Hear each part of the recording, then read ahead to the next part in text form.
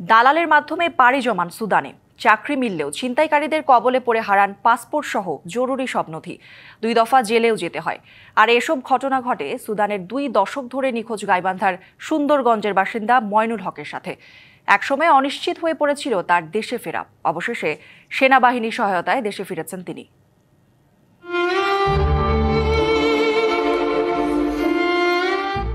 বছর পর দেশে ফিরে আবেগ আপ্লুত ময়নুল হক। তাকে পেয়ে স্বজনদের চোখেও আনন্দের অশ্রু।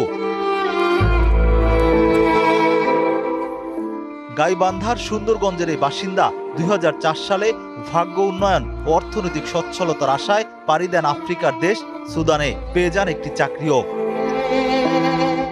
বছর দুয়েক ঠিকঠাক চললেও হঠাৎ শুরু হওয়া গৃহযুদ্ধ তার জীবনকে সম্পূর্ণ বিপর্যস্ত করে দেয়। প্রাণ বাঁচাতে দেশটির আবেই অঞ্চলে আশ্রয় নিলেও ছিনতাইকারীর কবলে পড়েন তিনি।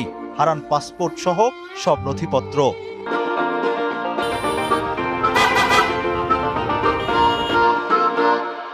তুমুল যুদ্ধ শুরু হয় সেখানে। যুদ্ধের কারণে আবার এরা যত বন্দী ছিল সব ছাড়িয়ে গেছিল। আমি যাই কোথায়, আমার যাওয়ার তো জায়গা নেই। তারপর আমি ওখান থেকে দৌড়ে পালাইছি, একদিকে গেছি।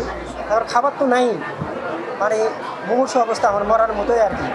2 দফা জেলও খাটেন। পরে বিভিন্ন অঞ্চল ঘুরে বাংলাদেশ সেনাবাহিনীর দেখা পান মইনুল।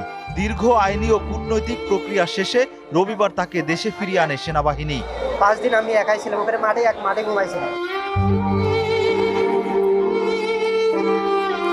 দেখা হওয়ার পর আমি বাইরে বলা, ভাই সমস্যা নেই, আমরা আছি, আপনার জন্য আমরা দেখি আমি কী করতে পারি। ওরা আবার আমার জন্য এই কাজ করি, সরকার থেকে ইয়াটি করিয়া আর কি আবার যাওয়ার ব্যবস্থা করেছে। 2 দশক ধরে কোনো খবর না পেয়ে মইনুলের পরিবার ধরেই নিয়েছিল তিনি হয়তো আর বেঁচে নেই। বহু বছরের প্রতীক্ষা শেষে তাকে পেয়ে স্বজনদের চোখে মুখেও স্বস্তি। আমরা খুব অনেক আনন্দিত। আর যারা নিয়ে আসছে তাদের প্রতি আমরা আশীর্বাদ কামনা করে আল্লাহ তাদের হায়াত দারাজ করুক। কেবল মইনুল নয়, বরং বিদেশে আটকে পড়া ও নিখোঁজ প্রবাসীদের ফেরাতে এমন মানবিক প্রচেষ্টা অব্যাহত রাখবে সেনাবাহিনী, এমন প্রত্যাশা তাদের। Rakib Hossain, DBC news, Dhaka.